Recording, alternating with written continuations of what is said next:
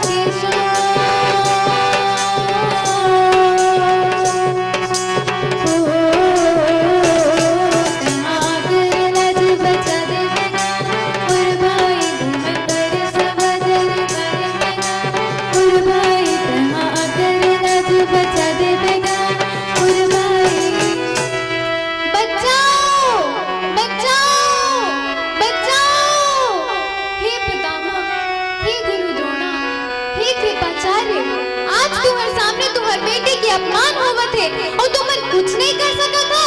एक कैसे धन संकट है पितामह, एक कैसे धन संकट है।